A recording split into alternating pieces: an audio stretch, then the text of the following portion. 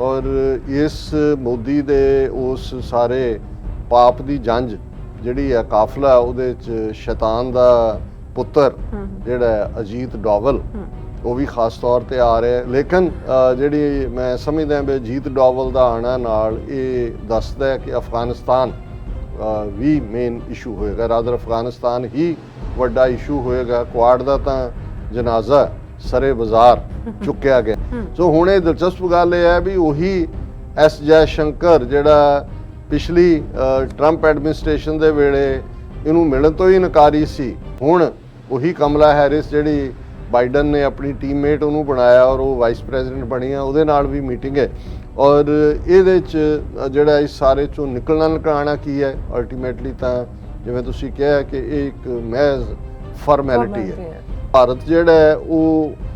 America ਦੇ sphere 'ਚ ਜਾ ਚੁੱਕਾ ਪੂਰੀ ਤਰ੍ਹਾਂ, ਤੇ ਮੇਰਾ ਖਿਆਲ ਹੈ ਵੀ ਫਰਾਂਸ ਵਾਲੇ ਨੇ ਕੰਨ ਫੜ ਕੇ ਪੁੱਛਿਆ ਹੋਏਗਾ ਵੀ ਤੁਹਾਡੀ ਵੀ ਨੀਅਤ ਤਾਂ ਆਸਟ੍ਰੇਲੀਆ ਵਾਲੀ ਤਾਂ ਨਹੀਂ ਹੈਗੀ ਕਿ ਵੀ ਉਹ ਵੀ ਕੁਆਡ ਦਾ ਮੈਂਬਰ ਬਣਿਆ ਸੀ ਔਰ ਅਮਰੀਕਾ ਦੇ ਕਹਿਣ ਤੇ ਉਹ ਹੁਣ ਇਹਨਾਂ ਦੀਆਂ ਸਬ ਨਿਊਕਲੀਅਰ ਸਪਲੈਂਟਡ ਜਿਹੜੀਆਂ ਨੇ ਉਹ ਸਬਮਰੀਨਸ ਲਏਗਾ ਔਰ ਤੁਹਾਡੀ ਕੀ ਰਾਏ ਹੈ। ਹੁਣ ਇਸ ਸਾਰੇ ਦੇ ਚਲਦਿਆਂ ਭਾਰਤ ਦੇ ਲਈ ਇੱਕ ਕਾਫੀ ਟਾਈਟ ਰੋਪ ਵਾਕ ਬਣ ਗਈ। ਦਰਸ਼ਕੋ ਬ੍ਰੇਕ ਤੋਂ ਬਾਅਦ ਤੁਹਾਡਾ ਸਭ ਦਾ ਭਰਪੂਰ ਸਵਾਗਤ ਹੈ। ਸੋ ਵਿਊਅਰਸ ਹੁਣ ਆਪਾਂ ਦੂਸਰੇ ਸੈਗਮੈਂਟ ਦੇ ਵਿੱਚ ਪਹੁੰਚ ਚੁੱਕੇ ਹਾਂ। ਉਸ ਦੇ ਵਿੱਚ ਆਪਾਂ ਗੱਲਬਾਤ ਕਰਨ ਜਾ ਰਹੇ ਹਾਂ ਕਿ 24 ਤਰੀਕ ਯਾਨੀ ਕਿ ਸ਼ੁੱਕਰਵਾਰ ਨੂੰ ਮੋਦੀ ਤੇ ਬਾਈਡਨ ਦੀ ਜਿਹੜੀ ਵਾਈਟ ਹਾਊਸ ਦੇ ਵਿੱਚ ਮੀਟਿੰਗ ਹੋਣ ਜਾ ਰਹੀ ਹੈ। ਸੋ ਕੀ ਇਸ ਮੀਟਿੰਗ 'ਚ ਕੁਝ ਨਿਕਲੇਗਾ ਜਾਂ ਇਹ ਮੈਜ਼ ਇੱਕ ਫਾਰਮੈਲਿਟੀ ਹੈ, ਸੋ ਇਸ ਬਾਰੇ ਆਪਾਂ ਗੱਲਬਾਤ ਕਰਨ ਜਾ ਰਹੇ ਹਾਂ। ਸੋ ਅਸੀਂ ਚਾਹਾਂਗੇ ਕਿ ਤੁਸੀਂ ਨਾਲ ਇਸੇ ਤਰ੍ਹਾਂ ਬਣੇ ਰਹਿਣਾ, ਦੇਖਣ ਸੁਣਨ ਲਈ ਐਂਡ ਲਿਖਣ ਲਈ ਤੁਹਾਡਾ ਸਭ ਦਾ ਬਹੁਤ ਬਹੁਤ ਸ਼ੁਕਰੀਆ ਜੀ। ਡਾਕਟਰ ਸਾਹਿਬ ਕੀ ਕਹਿਣਾ ਚਾਹੋਗੇ? ਦੇਖੋ ਆਲਰੇਡੀ ਅਸੀਂ ਜ਼ਿਕਰ ਕਰ ਰਹੇ ਹਾਂ ਪਿਛਲੇ 2 ਦਿਨਾਂ ਤੋਂ ਲਗਾਤਾਰਤਾ ਨਾਲ UN ਜਨਰਲ ਅਸੈਂਬਲੀ ਸੈਸ਼ਨ ਔਰ ਅੱਜ ਬਾਈਡਨ ਔਰ ਸ਼ੀ ਜਿਨਪਿੰਗ ਦੇ ਮੈਸੇजेस ਔਰ ਉਸ ਤੋਂ ਪਹਿਲਾਂ UN secretary general mister Antonio Guterres ਉਹਨਾਂ ਵੱਲੋਂ ਇਹਨਾਂ ਦੋਨਾਂ ਤਾਕਤਾਂ ਨੂੰ ਵਾਰਨਿੰਗ ਕਿ ਵੀ ਤੁਸੀਂ ਨਵੀਂ ਕੋਡ ਵਾਰ ਸ਼ੁਰੂ ਨਾ ਕਰੋ ਔਰ ਇਹ ਜਿਹੜੀ ਡਿਸਫੰਕਸ਼ਨਲ ਰਿਲੇਸ਼ਨਸ਼ਿਪ ਹੈ ਇਹਨੂੰ ਐਂਡ ਕਰੋ। ਪਰ ਇਹ ਸਾਡੇ ਲਈ ਵਰਲਡ ਡਿਵੈਲਪਮੈਂਟਸ ਇੰਪੋਰਟੈਂਟ ਨੇ, ਅਫਗਾਨਿਸਤਾਨ ਹੋਰ ਵੀ ਇੰਪੋਰਟੈਂਟ ਹੈ ਕਿਉਂਕਿ ਅਮਰੀਕਾ 20 ਸਾਲ ਬਾਅਦ ਉੱਥੋਂ ਨਿਕਲਿਆ ਔਰ ਉੱਥੇ ਕੀ ਡਿਵੈਲਪਮੈਂਟਸ ਨੇ ਅਜੇ ਤੱਕ ਕਿਸੇ ਵੀ ਹਕੂਮਤ ਨੇ ਪਾਕਿਸਤਾਨ ਸਮੇਤ ਅਫਗਾਨਿਸਤਾਨ ਦੀ ਜਿਹੜੀ ਤਾਲਿਬਾਨ ਹਕੂਮਤ ਹੈ ਉਸ ਨੂੰ ਰੈਕਗਨਾਈਜ਼ ਨਹੀਂ ਕੀਤਾ। ਹਾਲਾਂਕਿ ਹਿਊਮੈਨਿਟੇਰੀਅਨ ਅਸਿਸਟੈਂਸ $1 ਬਿਲੀਅਨ ਤੋਂ ਜ਼ਿਆਦਾ UN ਫੂਡ ਪ੍ਰੋਗਰਾਮ ਦੇ ਥੱਲੇ ਜਾਂ ਯੂਨੈਸਕੋ ਔਰ ਦੂਸਰਿਆਂ ਦੇ ਜਿਹੜੇ ਵੀ ਪ੍ਰੋਗਰਾਮ ਨੇ ਪਾਕਿਸਤਾਨ ਵੱਲੋਂ ਵੀ ਜਾ ਰਹੀ ਹੈ। ਸੋ ਅਫਗਾਨਿਸਤਾਨ ਵੀ ਇਸ ਵੇਲੇ ਇੱਕ ਅਹਿਮੀਅਤ ਰੱਖਦਾ ਹੈ ਔਰ ਮੁਲਕ ਬੇਸ਼ੱਕ ਉਹ ਸ਼ੰਘਾਈ ਕੋਆਪਰੇਸ਼ਨ ਆਰਗੇਨਾਈਜੇਸ਼ਨਸ ਹੋਏ ਜਿਨ੍ਹਾਂ ਦਾ ਸੈਸ਼ਨ ਦੁਸ਼ਾਂਬੇ ਤਾਜ਼ਿਕਸਤਾਨ 'ਚ ਹੋਇਆ ਜਾਂ ਚੀਨ ਦੇ ਔਰ ਪਾਕਿਸਤਾਨ ਔਰ ਟਰਕੀ ਔਰ ਕਤਰ ਉਹਨਾਂ ਦੀਆਂ ਮੁਲਾਕਾਤਾਂ ਹੋਣ, ਲੇਕਿਨ ਸਾਡੀ ਅੱਖ ਜਿਹੜੀ ਹੈ ਉਹ ਮੋਦੀ ਦੀ ਅਮਰੀਕਾ ਵਿਜ਼ਿਟ ਨੂੰ ਲੈ ਕੇ ਵੀ ਲੱਗੀ ਹੋਈ ਹੈ ਕਿਉਂਕਿ ਇਮਰਾਨ ਖਾਨ ਤਾਂ ਨਹੀਂ ਆ ਰਹੇ, ਉਹਨਾਂ ਦੀ ਥਾਂ ਜਿਹੜੇ ਫੋਰਨ ਮਿਨਿਸਟਰ ਨੇ ਮਹਿਮੂਦ ਕੁਰੈਸ਼ੀ ਉਹ ਐਡਰੈਸ ਕਰਨਗੇ UN ਨੂੰ। ਲੇਕਿਨ ਮੋਦੀ ਇਸ ਵੇਲੇ ਉਸ ਦੀ ਵਿਜ਼ਿਟ ਉਹਨੇ ਬੁੱਧਵਾਰ ਯਾਨੀ ਕਿ ਕੱਲ੍ਹ ਉੱਥੋਂ ਉੱਡ ਪੈਣਾ ਔਰ ਅਮਰੀਕਾ ਦੇ ਵਿੱਚ UN ਜਨਰਲ ਅਸੈਂਬਲੀ ਨੂੰ ਤਾਂ ਉਹਨੇ 25 ਤਰੀਕ ਨੂੰ ਸੈਚਰਡੇ ਸਵੇਰੇ 9 ਵਜੇ ਤੋਂ ਦੇ ਕਰੀਬ ਐਡਰੈਸ ਕਰਨਾ। ਸੋ ਉਹ ਤਾਂ ਉਹਦੇ ਸਵਾਗਤ ਦੇ ਲਈ ਇੱਥੇ ਸਿੱਖ ਜਥੇਬੰਦੀਆਂ ਵੱਲੋਂ ਜਿਹੜਾ ਉਹ 9 ਤੋਂ ਲੈ ਕੇ ਆਲਮੋਸਟ 12 ਵਜੇ ਤੱਕ ਜਿਹੜਾ ਉਹ ਪ੍ਰੋਟੈਸਟ ਰੱਖਿਆ ਹੋਇਆ ਕਸ਼ਮੀਰੀ ਜਥੇਬੰਦੀਆਂ ਵੱਲੋਂ ਕਿਉਂਕਿ ਸਾਡੇ ਯਾਕੂਬ ਭਾਈਜਾਨ ਪੁੱਛ ਰਹੇ ਸੀ YouTube ਦੇ ਉੱਤੇ ਲਾਈਵ ਦੇ ਆਪਣੇ ਕਮੈਂਟਸ ਕਿ ਜੀ ਭਾਈ ਹमें भी बताओ कब प्रोटेस्ट है। सो याकूब भाई आ जाओ ਸਵੇਰੇ 9 ਵਜੇ ਸੈਚਰਡੇ 25 ਨੂੰ ਔਰ ਇੱਕ ਪ੍ਰੋਟੈਸਟ ਜਿਹੜਾ ਹੈ ਉਹ ਪਹਿਲਾਂ ਹੋਏਗਾ, ਫਿਰ ਜਿਵੇਂ ਰਾਜਾ ਰਜ਼ਾਕ ਜੀ ਨੇ ਦੱਸਿਆ ਕਸ਼ਮੀਰੀ ਆਰਗੇਨਾਈਜੇਸ਼ਨਸ ਨੇ ਵੀ ਔਰ ਇਹ ਨਹੀਂ ਹੈ ਇਕੱਠੇ ਵੀ ਹੋਣਗੇ ਲੇਕਿਨ ਇਹ ਦੇ ਹੋਲ ਡੇ ਰਹਿੰਦਾ ਹੈ ਤੇ ਉਹ ਬਿਹਤਰ ਹੁੰਦਾ ਹੈ। ਸੋ ਉਹਨਾਂ ਵੱਲੋਂ ਵੀ ਜਿਹੜਾ ਹੈ ਉਹਨੂੰ ਆਫਟਰਨੂਨ 1 ਤੋਂ 3 ਜਿਹੜਾ ਸ਼ਾਇਦ ਉਹਨਾਂ ਦਾ ਟਾਈਮ ਹੈ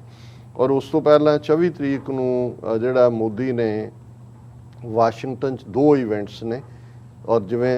ਹੁਣ ਸਕੈਜੂਲ ਥੋੜ੍ਹਾ ਜਿਹਾ ਇਹ ਕਲੀਅਰ ਵੀ ਹੋ ਰਿਹਾ ਕਿ ਪਹਿਲਾਂ ਮਾਰਨਿੰਗ ਆਵਰਸ ਦੇ ਵਿੱਚ ਜਿਹੜਾ ਹੈ ਉਹ 1-to-1 ਮੀਟਿੰਗ ਹੈ ਬਾਈਡਨ ਦੇ ਨਾਲ ਕਿਉਂਕਿ ਪ੍ਰੈਜ਼ੀਡੈਂਟ ਬਾਈਡਨ ਕਿਉਂਕਿ ਕੁਆਡ ਦੀ ਸਮਿਟ ਉਸੇ ਸ਼ਾਮ ਨੂੰ ਰੱਖੀ ਹੋਈ ਹੈ ਜਿਹੜੀ ਇਨ ਪਰਸਨ ਜਿਹਦੇ 'ਚ ਆਸਟ੍ਰੇਲੀਆ ਦੇ ਪ੍ਰਾਈਮ ਮਿਨਿਸਟਰ ਜਿਹੜੇ ਮਿਸਟਰ ਮੋਰਿਸਨ ਔਰ ਜਾਪਾਨ ਦੇ ਪ੍ਰਾਈਮ ਮਿਨਿਸਟਰ ਭਾਵੇਂ ਆਊਟਗੋਇੰਗ ਹੀ ਹੈ, ਜਾਪਾਨ 'ਚ ਵੀ ਹੁਣ ਨਵਾਂ ਲੀਡਰ ਬਣਨਾ ਉਹਨਾਂ ਨੇ ਤਾਂ ਰਿਜ਼ਾਈਨ ਕੀਤਾ ਹੋਇਆ ਔਰ ਮੋਦੀ ਸੋ ਜੋ ਹੁਣ ਤੱਕ ਦੀਆਂ ਖਬਰਾਂ ਨੇ, ਇਹ ਜਿਹੜੀ ਕੁਆਡ ਸਮਿਟ ਹੈ ਇਹ ਆਫਟਰਨੂਨ ਹੈ ਤੇ ਮਾਰਨਿੰਗ 'ਚ 1-to-1 ਮੋਦੀ ਦੇ ਨਾਲ ਮੀਟਿੰਗ ਹੈ। ਔਰ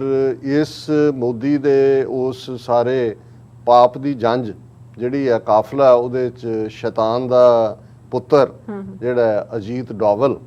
ਉਹ ਵੀ ਖਾਸ ਤੌਰ ਤੇ ਆ ਰਿਹਾ। ਸੋ ਜ਼ਾਹਰ ਹੈ ਕਿ ਇਸ਼ੂ ਬੇਸ਼ੱਕ ਕਹਿਣ ਨੂੰ ਕੁਆਡ ਫੋਕਸ ਰੱਖ ਕੇ ਗੱਲ ਕਰਨ ਦਾ, ਕੁਆਡ ਦੀ ਤਾਂ ਫੂਕ ਕੱਢਤੀ। ਅਸੀਂ ਆਲਰੇਡੀ ਕਿਹਾ ਕਿ ਬਈ ਜਦੋਂ AUKUS ਬਣ ਗਿਆ ਤੇ ਕੁਆਡ ਤਾਂ ਹੁਣ ਇਵੇਂ ਹੀ ਹੈ ਕਿ ਬਈ ਕੋਈ ਕੁਆਡ ਦੀ ਸ਼ੀਲਡ ਬਣਾ ਕੇ ਮੋਦੀ ਆਪਣੀ ਟੇਬਲ ਤੇ ਰੱਖ ਲੈ कि हम भी कभी क्वाड हुआ करते थे और अब स्पाटे हो गए हैं। लेकिन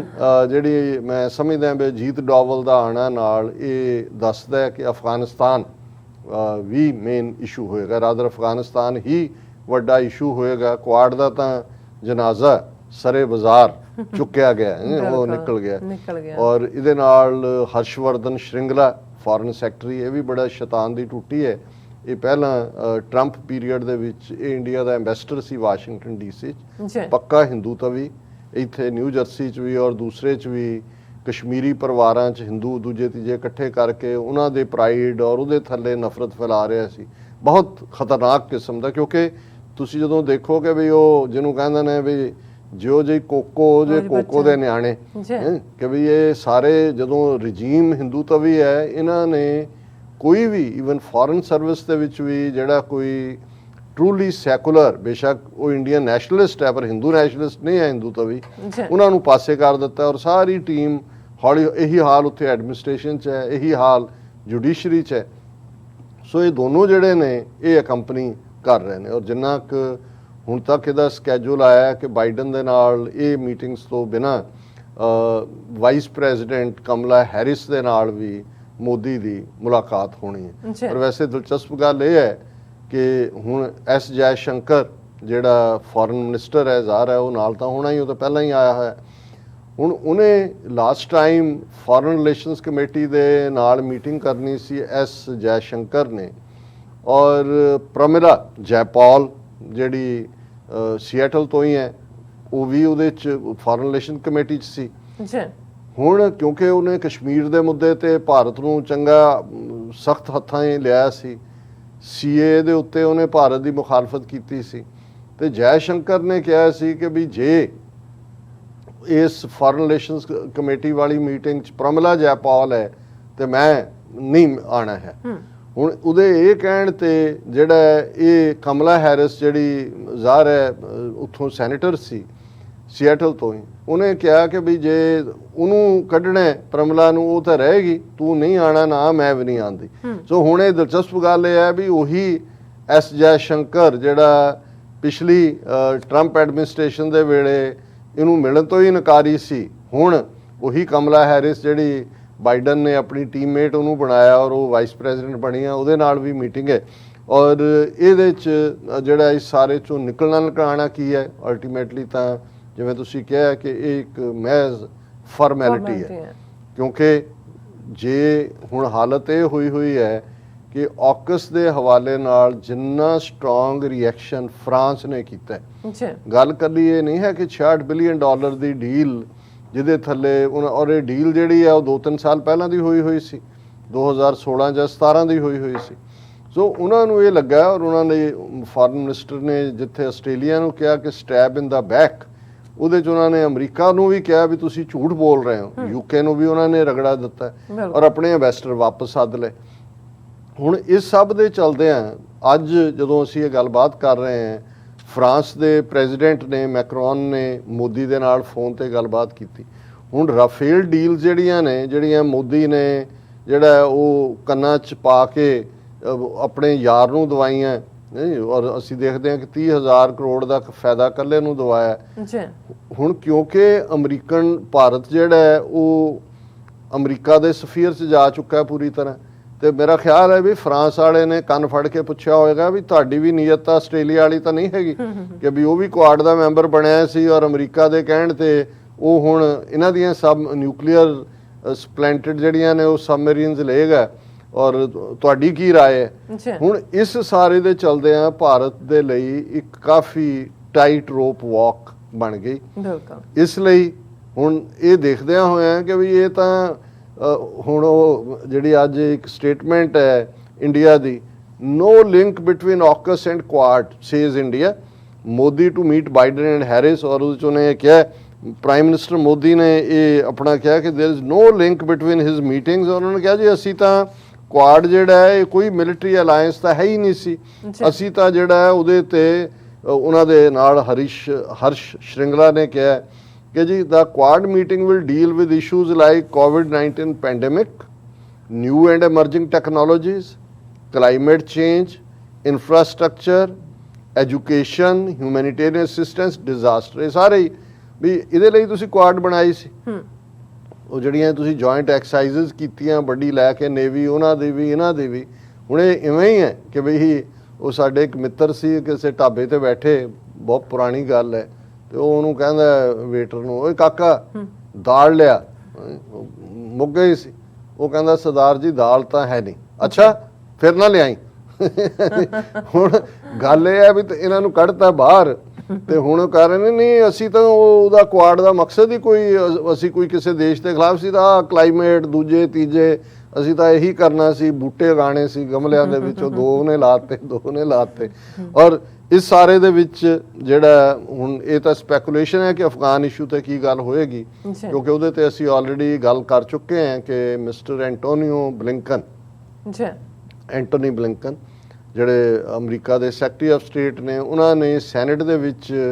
ਜਿਹੜੀ ਬਰੀਫਿੰਗ ਦੇ ਵੇਲੇ ਕਿਹਾ ਸੀ ਕਿ ਅਸੀਂ ਇੰਡੀਆ ਦੇ ਨਾਲ ਹਾਇਰ ਲੈਵਲ ਸਾਡੀ ਗੱਲਬਾਤ ਚੱਲ ਰਹੀ ਹੈ ਕਿ ਜੇ ਸਾਨੂੰ ਲੋੜ ਪਏ ਤੇ ਕਿਹੜਾ ਬੇਸ ਜਿਹੜਾ ਅਸੀਂ ਬਣਾ ਸਕਦੇ ਹਾਂ ਟੂ ਸਟ੍ਰਾਈਕ ਅਗੇਂਸਟ ਅਫਗਾਨ। ਹਾਲਾਂਕਿ ਇੰਡੀਆ ਦੀ ਫੋਰਨ ਮਿਨਿਸਟਰੀ ਨੇ ਉਹਨੂੰ ਗੋਲਮੋਲ ਕਰਤਾ ਸੀ, ਨਹੀਂ ਇਹ ਐਸੇ, ਪਰ ਸਾਨੂੰ ਇਹ ਲੱਗਦਾ ਹੈ ਕਿ ਵੀ ਇਹ ਕਿਉਂਕਿ ਜਿਵੇਂ ਪਾਕਿਸਤਾਨ ਨੂੰ ਬਿਲਕੁਲ ਨੈਗਲੈਕਟ ਕੀਤਾ ਹੋਇਆ ਅਮਰੀਕਾ ਨੇ,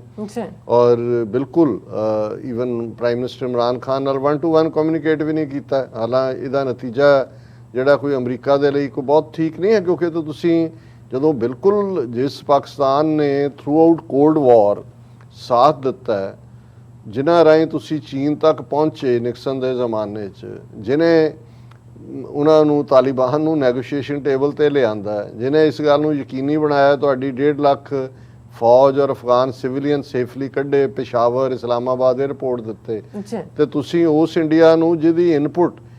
ਮੈਂ ਇਹ ਸਮਝਦਾ ਵੀ ਅਮਰੀਕਾ ਦਾ ਜੋ ਇਹ 20 ਸਾਲ ਬਾਅਦ ਜੋ ਕੁਝ ਹੋਇਆ ਦਾ ਸਭ ਤੋਂ ਵੱਡਾ ਕਾਰਨ, ਔਰ ਸ਼ਾਇਦ ਇਹੀ ਕਾਰਨ ਹੈ ਕਿ ਉਹਨਾਂ ਨੇ ਇੰਡੀਆ ਨੂੰ ਛਿੜਕ ਕੇ ਪਰੇ ਸੁੱਟਿਆ। ਉਹ ਇਹਦੇ ਬਾਵਜੂਦ ਕਿ ਕੁਆਡ ਉਹਨਾਂ ਨੇ ਕਿਹਾ ਵੀ ਮਰਵਾਇਆ ਇਹਨਾਂ ਨੇ, ਕਿਉਂਕਿ ਗਲਤ ਇੰਟੈਲੀਜੈਂਸ ਜਾਂ ਦੂਸਰੇ ਤੀਸਰੇ, ਹੁਣ ਅਸ਼ਰਫ ਗਨੀ ਤਾਂ ਉਹਨਾਂ ਦਾ ਹੀ ਬੰਦਾ ਸੀ ਇੰਡੀਆ ਦਾ, ਅਮਰੀਕਾ ਉਸ ਖਿੱਤੇ 'ਚ ਕਦੇ ਅਜੇ ਬ੍ਰਿਟਿਸ਼ ਸਿਆਣੇ ਨੇ, ਬ੍ਰਿਟਨ ਨੂੰ ਪਤਾ ਹੈ ਕਿਉਂਕਿ ਉਹ ਤਾਂ ਉਹ ਸਾਰੇ ਖਿੱਤੇ ਦੇ ਵਿੱਚ ਉਹਨਾਂ ਨੇ ਰੂਲ ਕੀਤਾ ਹੈ, ਇਸ ਲਈ ਉਹਨਾਂ ਨੇ ਆਪਣਾ ਉਨਾ ਨੁਕਸਾਨ ਨਹੀਂ ਉਠਾਇਆ। ਅਮਰੀਕਾ ਨੂੰ ਕਈ ਪੱਖੋਂ ਭੋਲੇ ਨੇ ਕਿਉਂਕਿ ਉਹਨਾਂ ਦਾ ਉਸ ਖਿੱਤੇ ਦੇ ਵਿੱਚ ਕੋਈ ਕਲੋਨੀਅਲ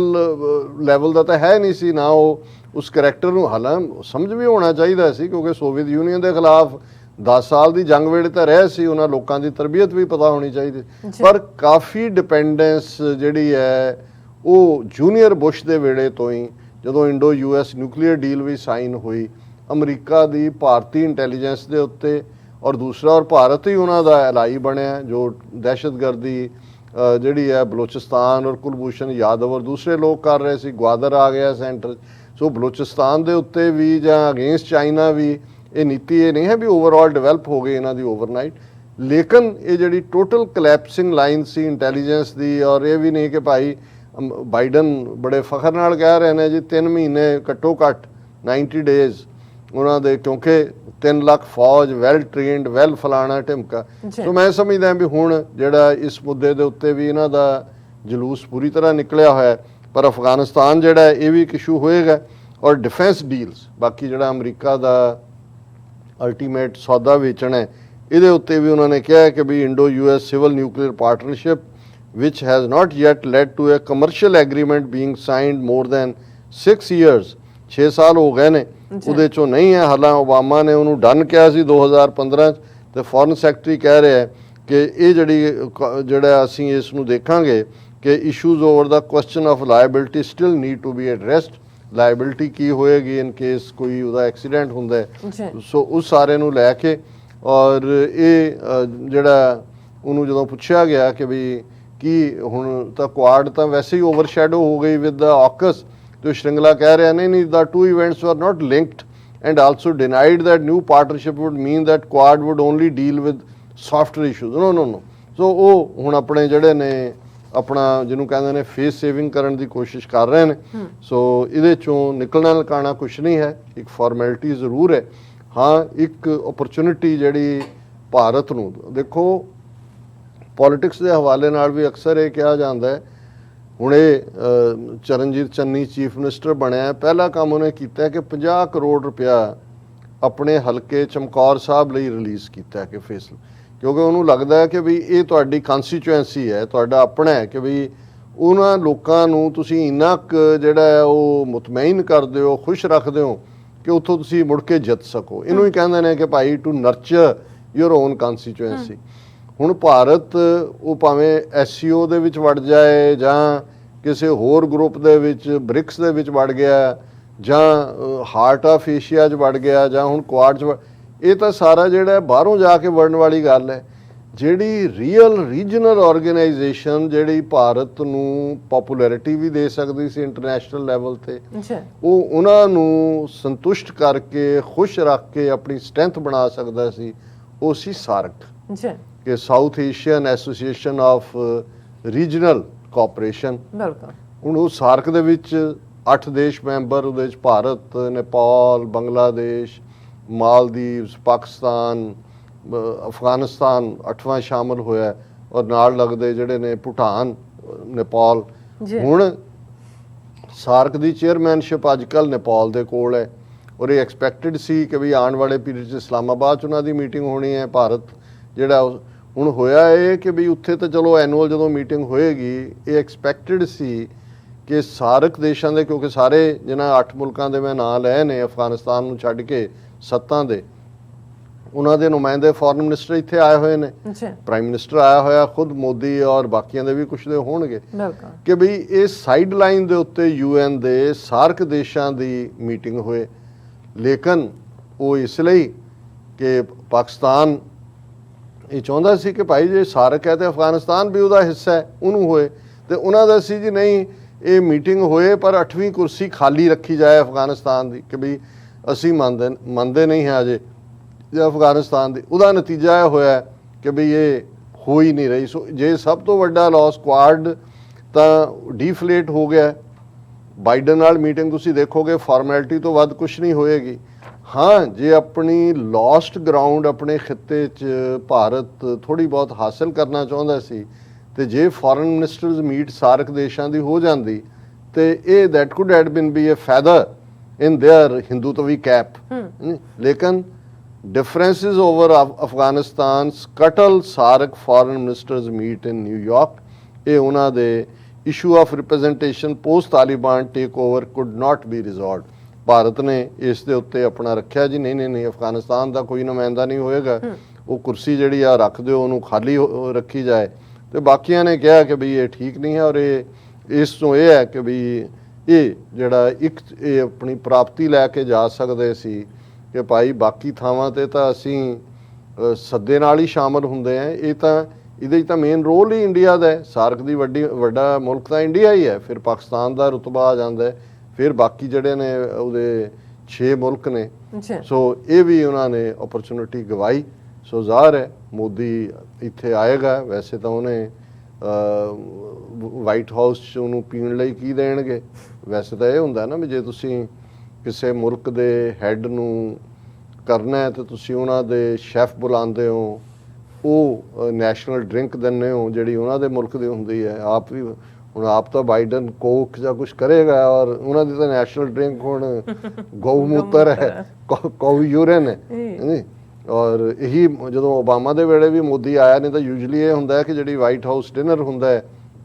ਉਹਦੇ 'ਚ ਪ੍ਰੈਜ਼ੀਡੈਂਟ ਦੇ ਨਾਲ ਫਸਟ ਲੇਡੀ ਵੀ ਹੁੰਦੀ ਹੈ। ਪਰ ਇਹ ਛੜਾ ਘਰ ਵਾਲੀ ਨੂੰ ਛੱਡ ਕੇ ਦੌੜਿਆ ਹੋਇਆ, ਉਹ ਫਿਰ ਬੀਬੀ ਮਿਸ਼ੇਲ ਓਬਾਮਾ ਨਹੀਂ ਸੀ ਆਈ, ਤੇ ਇਹ ਬਾਹਰ ਸਪੈਕੂਲੇਸ਼ਨ ਹੀ ਸੀ ਕਿ ਵੀ ਮੋਦੀ ਨੇ ਕੀ ਖਾਧਾ ਹੋਏਗਾ ਤੇ ਓਬਾਮਾ ਨੇ ਕੀ ਖਾਧਾ ਹੋਏਗਾ। ਉਹਨੇ ਕਿਹਾ ਓਬਾਮਾ ਨੇ ਤਾਂ ਜਿਹਨੂੰ ਇਹ ਗਊ ਮਾਤਾ ਕਹਿੰਦੇ ਨੇ ਉਹੀ ਹੋਣਾ, ਤੇ ਮੋਦੀ ਨੇ ਤਾਂ ਕਹਿੰਦੇ ਫਿਰ ਉਹ ਇਹੀ ਕਿਹਾ ਹੋਣਾ ਵੀ ਮੁਝੇ ਖਿਚੜੀ ਦੇ ਦਿਓ, ਹੋਰ ਤਾਂ ਉਹਨੇ ਕੀ ਖਾਣਾ ਸੀ। ਸੋ ਕੁੱਲ ਮਿਲਾ ਕੇ ਮੈਨੂੰ ਇਹ ਲੱਗਦਾ ਵੀ ਅਸੀਂ ਸੈਚਰਡੇ ਤੋਂ ਬਾਅਦ ਵੀ ਗੱਲ ਕਰਾਂਗੇ ਜਦੋਂ ਕਿ ਮੋਦੀ ਇੱਥੋਂ ਚਲਾ ਜਾਏਗਾ। ਲੇਕਿਨ ਇਹ ਨਜ਼ਰ ਆ ਰਿਹਾ ਕਿ ਵੀ ਇਹ ਸਿਰਫ ਤੇ ਸਿਰਫ ਗੱਲੀ ਬਾਤੀ ਜਿਹੜਾ ਉਹੀ ਬੁੱਤਾ ਸਾਰਨ ਵਾਲੀ ਗੱਲ ਹੈ। ਬਿਲਕੁਲ ਡਾਕਟਰ ਸਾਹਿਬ, ਤੁਹਾਡਾ ਬਹੁਤ ਬਹੁਤ ਧੰਨਵਾਦ। ਸੋ ਇੱਥੇ ਲੈਣੇ ਬ੍ਰੇਕ। ਵਿਊਅਰਸ ਤੁਸੀਂ ਸਾਨੂੰ ਇਸੇ ਤਰ੍ਹਾਂ ਹੀ ਬਣੇ ਰਹਿਣਾ, ਮਿਲਦੇ ਹਾਂ ਆਫਟਰ ਦਿਸ ਸ਼ਾਰਟ ਬ੍ਰੇਕ।